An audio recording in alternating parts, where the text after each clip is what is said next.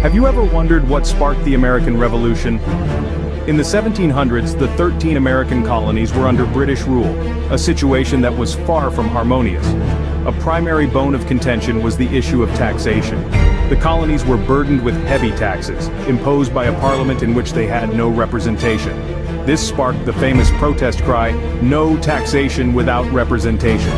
One particular tax that stoked the flames of discontent was the Stamp Act of 1765. This law required colonists to pay taxes on everyday items such as newspapers, playing cards, and legal papers.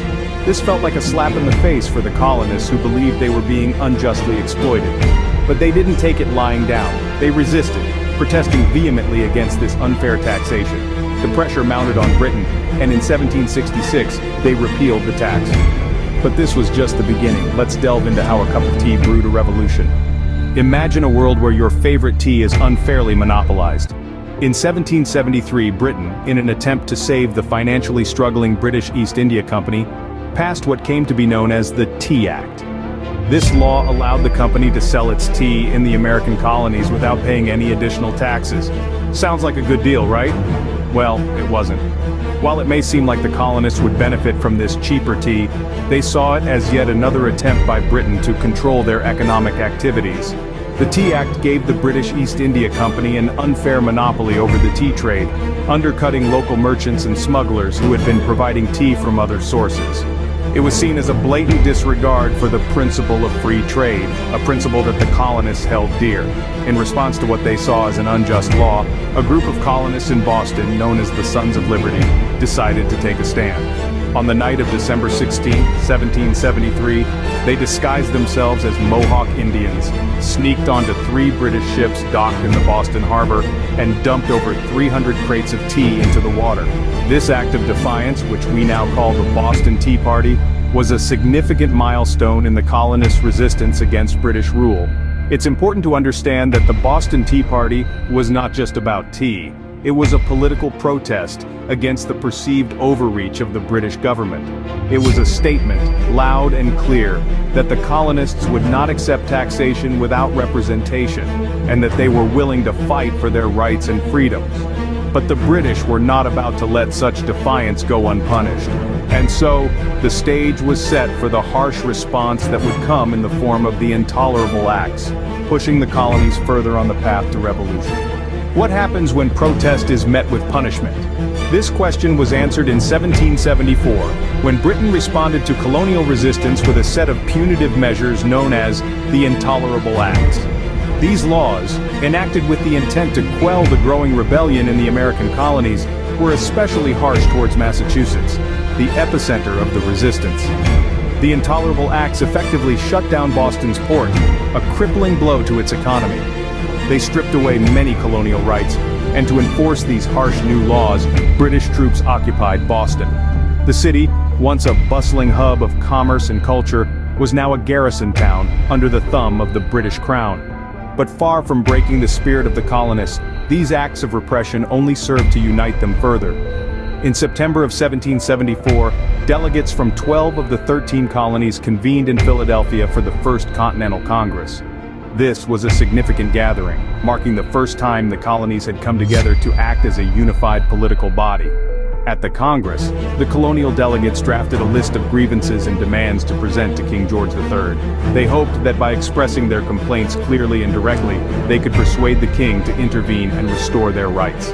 But King George III refused to even address their complaints, dismissing them outright. This rejection was a turning point. The colonists had tried peaceful protest, they had tried political negotiation, and they had been met with punishment and dismissal. The First Continental Congress, initially a forum for discussion and diplomacy, now began to consider more radical options. Unresolved tensions were escalating, and the stage was set for a revolutionary war. The Intolerable Acts and the subsequent dismissal of the colonists' grievances by King George III marked a crucial step on the path to the American Revolution. The colonies, united by their common cause and shared grievances, were ready to take the drastic step of fighting for their independence. What does it take to ignite a rebellion? Let's journey back to the catalysts that sparked the flames of the Revolutionary War. Picture it, 1775. The landscape of relations between the American colonies and Britain was heated and strained. On April 19th, a skirmish flared up at Lexington and Concord. British forces, set on confiscating colonial arms, were met with fierce pushback. This clash was the inaugural bloodshed of the Revolutionary War, an upheaval that was poised to steer the course of history. Fast forward to May the same year, the Second Continental Congress gathered in Philadelphia. This gathering was no simple assembly, it was a reformation in progress. The delegates saw the need for a united military front against Britain. The birth of the Continental Army was underway, a person of overwhelming importance leading the way, George Washington. His military background made him an obvious choice for commander, a choice that would play a critical role as the war progressed. As the dispute heightened, the need for an official proclamation became apparent. This took the form of the Declaration of Independence, a document that held immense weight, not only for the colonies but for the entire world. Crafted by Thomas Jefferson, it was embraced by Continental Congress on a day that would be forever imprinted in the annals of global history. July 4, 1776. The Declaration was more than just ink on parchment. It was a resounding shout of defiance, a testament of principles, and a blueprint for a nascent country. It announced the colonies were breaking free from the shackles of British rule to become the independent United States of America. This was more a declaration of independence, it was a declaration of rebellion. With the Declaration of Independence, the struggle for a novel nation truly commenced. The stage was the boundaries were drawn, and the key players were in place. The Revolutionary War was more than a struggle for independence, it was a clash for a fresh paradigm of governance and liberty. Thus the seeds of revolution were sown, and with it, a new nation was birthed. How does an underdog overcome the odds?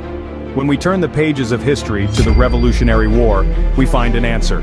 Washington's army, largely untrained and lacking supplies, faced the daunting task of battling Britain's professional soldiers and Hessian mercenaries. Yet they clung to their cause with tenacity and resilience. In 1777, the tide began to turn. The Battle of Saratoga saw a major victory for the Americans, with British General Burgoyne surrendering his invading army. This triumph on American soil sent ripples across the Atlantic, bringing France into the war as an ally of the colonists. Yet the road to victory was not without its bitter winters. Valley Forge was a testament to this. Washington's troops endured freezing cold, a scarcity of food, and an alarming lack of supplies. Hundreds succumbed to these harsh conditions, but those who survived emerged stronger, their resolve hardened by the trials they had faced. Just as the colonists were gaining momentum, they were dealt a heavy blow.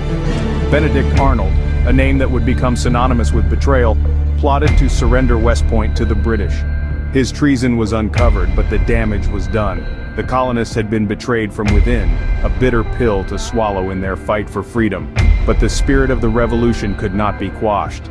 Under Washington's leadership and with help from their French allies, the colonists ultimately cornered British General Cornwallis and his army at Yorktown. Trapped and without options, Cornwallis was forced to surrender in 1781. This marked the effective end of the Revolutionary War, a war that had seen its fair share of struggles and betrayals, but ended in a hard-fought victory. Despite the odds, the colonists had won their freedom. Their journey from underdogs to victors serves as a testament to the power of determination and resolve, a reminder that even the seemingly impossible can be achieved when one refuses to surrender the fight for what is right. What was the legacy of the American Revolution? Our story takes us to September 3rd, 1783.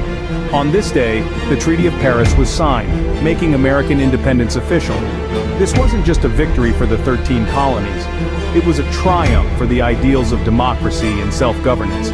The American Revolution had shown the world that it was possible to challenge established power structures and emerge victorious.